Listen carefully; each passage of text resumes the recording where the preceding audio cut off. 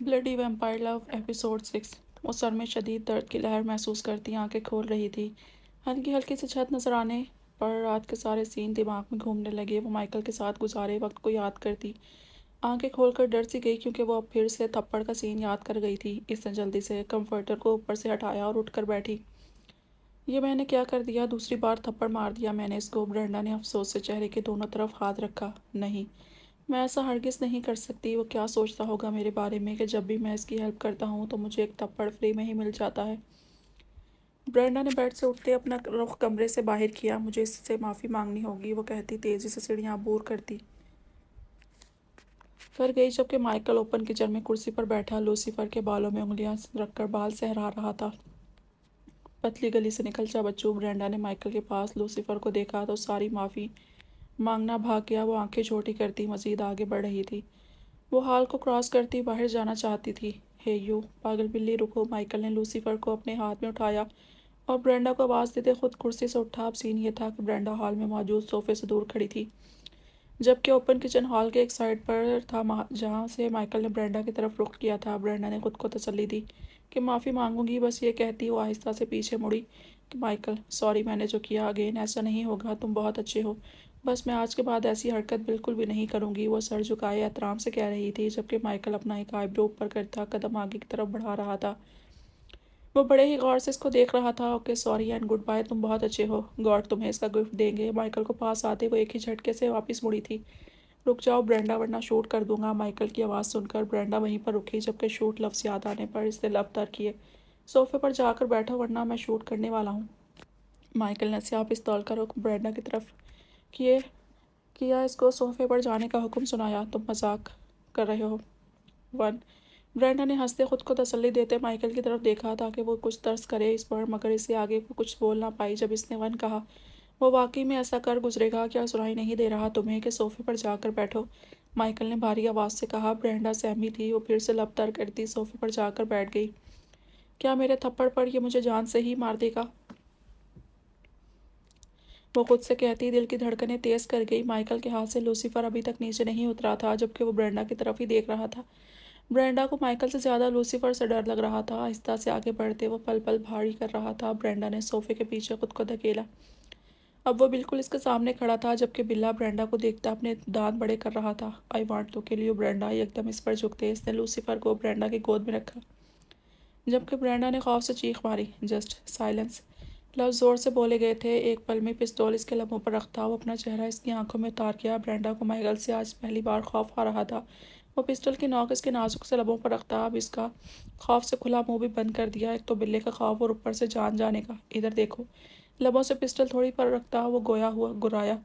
Brenda ने सांस रोककर आंखें खोलकर चेहरा ऊपर किया, जबकि बिल्ला अभी तक इसकी गोद में था। मुझे सवाल का जवाब दो, अगर गलत दिया तो ये गोली तुम्हारे अंदर उतार दूंगा। पिस्टल की नोक पर वो अपने सवाल का जवाब मांग रहा था। मजीद करीब होते इसने सख्त तासुरात से देखा।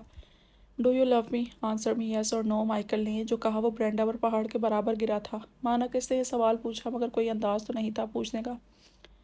Of course no and no way, Brenda ने बहादुरी से कहा। माइकल हल्का सा मुस्कुराया। वो इसकी हंसी को समझी नहीं थी, जबकि पिस्टल से शूट हुई थी। इसी टाइम इसने आंखें बंद की कि कहीं ये दुनिया से कूच तो नहीं कर गई, मगर भला बिल्ला इसकी गोद से छलांग लगाते वहां से भागा।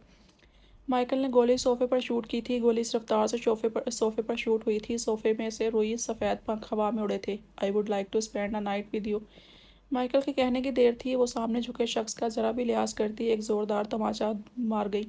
माइकल आपे से बाहर हो रहा था। इसको शदीद गुस्सा था। वो इस वक्त हाइपर हुआ पड़ा था। एक और थप्पड़ पड़ गया था। ये लड़की इसको बस थप्पड़ों से नवाजेगी हमेशा। यहाँ पर दोनों का ही गुस्सा सातवें आसमान को छू रहा था। एक को नफरत हो रही थी और दूसरे को गुस्सा आ रहा था। तुम लड़कियां होती ही ऐसी हो, क्या नहीं गुजारती बाहर रातें? बताओ, आज किसी के साथ कल किसी के साथ, अगर मैंने कह दिया तो थप्पड़। माइकल ने ब्रेंडा को शानों से पकड़ते सोफे के पीछे धकेल दिया, जबकि इसने बहुत ही दर्द से इसका गला दबाया, जबकि वो खुद इस पर झुक गया। Michael please. ब्रेंडा का सांस बंद हो रहा था। इस कदर सख्त गला दबाए रखा था माइकल ने। वो अपने नरम हाथ इसके मजबूत हाथों पर रखती खुद से दूर करना चाहती थी। दिल को तो कर रहा है कि तुम्हारा हशर नशर बिगाड़ दूँ। चलो मान लिया कि तुम ऐसे नहीं मानोगी। ये बताओ कि क्या लोगी एक रात? इससे आगे कुछ भी सुनने की हिम्मत नहीं थी इसमें। ब्रेंडा ने जैसे तैसे करके चीखते हुए माइकल को दूर धकेला और वहाँ से एकदम उठी। कुछ पल तो सांस में सांस मिलाया। तुमसे तो अच्छे वो रेपिस्ट थे, रोती है दर्द से वो कह रही थी, जबकि माइकल इसके धक्का देने पर सोफे की दूसरी साइड पर गिरा था। क्या तुम्हें शर्म नहीं आती ये सोचते हुए कि तुम मुझसे क्या कहा अभी? मुझे तो लगता है तुम्हारे साथ कोई नफसियाती मसला है, या फिर तुम कोई पागल शख्स हो जिसको बस लड़कियों से यही। चीख चीख कर मुझसे बोला तक नहीं जा रहा और तुमने ये। ब्रेंडा ने एक पल में माइकल को हजारों बातें सुनाई। जवाब चाहिए ना तो सुनो, ब्रेंडा ने अब चीखते कहा, क्योंकि वो इस वक्त डर रही थी। यही चीखना शायद माइकल को अकल दे जाता, या फिर इन आंखों से कर्ब के आंसू। तुम जैसे लड़के के साथ सिर्फ लड़कियां ही रात गुजार सकती हैं जिसकी सोच इतनी गंदी हो, वो कैरेक्टर भी थर्ड क्लास रखता होगा, और तुम्हारे साथ रात गुजारने वाली लड़कियां भी। मगर मिस ब्रेंडा, मगर मैं ब्रेंडा ऐसी लड़की नहीं। माइकल सोफे पर के गिर्द बाजू फैलाता नॉर्मल अंदाज में बैठा ब्रेंडा पर तंजिया मुस्कुराया था। नेक्स्ट, माइकल ने उठते कहा। जस्ट शट अप, हाथ की उंगली से वान करती वो पीछे हटी। तुम्हें पता है ब्रेंडा मैं कौन हूँ? मुझे ना ही कोई इंटरेस्ट है तुम्हें जानने में और ना ही जानना चाहती हूँ, बल्कि आज तुम्हारा तारुफ बहुत ही अच्छी अंदाज में हुआ है मुझे। It's too much good. चलो अब मैं अपना मुंह जुबानी तारुफ करवा देता हूँ। न जाने ही कितना ही ढीठ किस्म का माइकल बन चुका था वो। हंसते हुए ब्रेंडा के पास आया था कि तभी हॉल का डोर खुला और सैम अंदर दाखिल हुआ।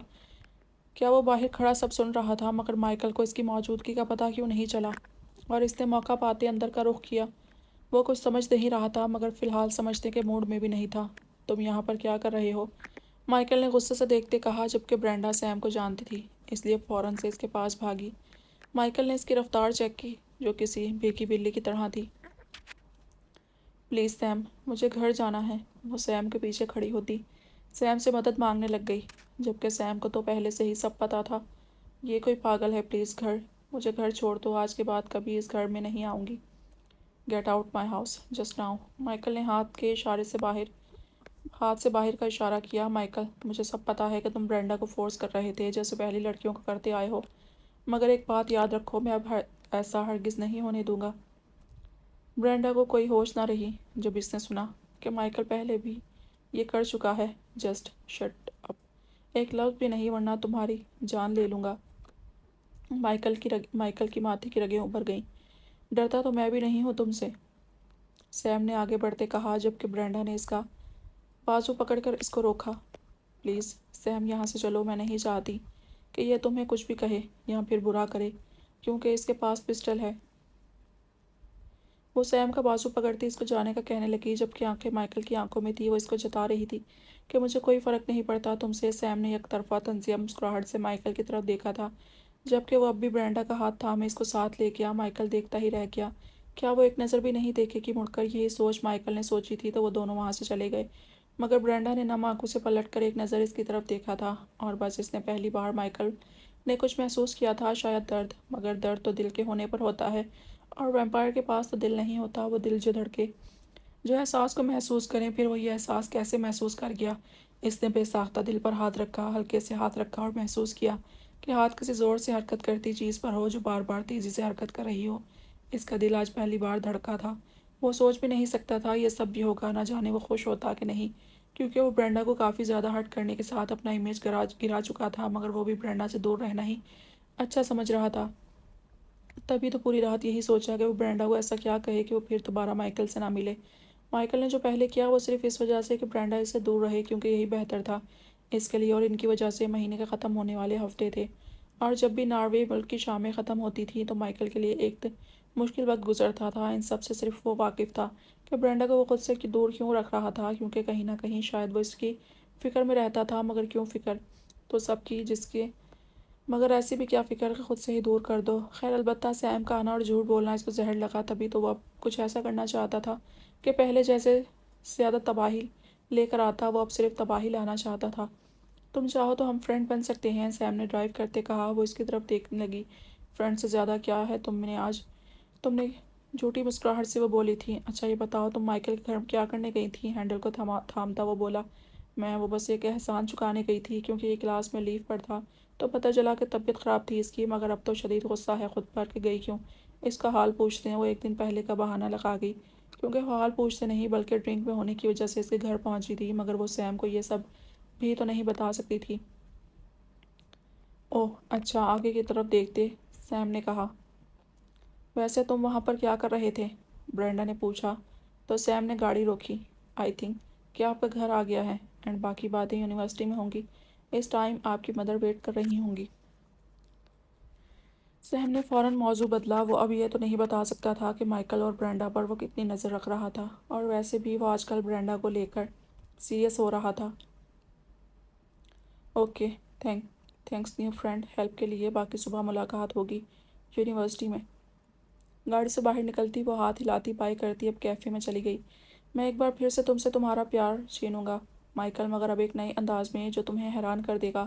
बहुत जल्द एक नए वैम्पायर से मुलाकात होगी तुम्हारी। सैम ने गाड़ी में म्यूज़िक ऑन किया और आने वाले वक्त को सोचता खुद से बातें करता हंसने लगा, जबकि दूसरी तरफ माइकल ने जंगल में अजीब सी आवाज़ें सुनी थीं जो किसी नए वैम्पायर के ख़ानदान में आने की निशानी होती है। जो गीदड़ चीखते थे, मगर वो आखिर है कौन और किसने इसको वैम्पायर फैमिली में ऐड किया था, वो अब जानना चाहता था।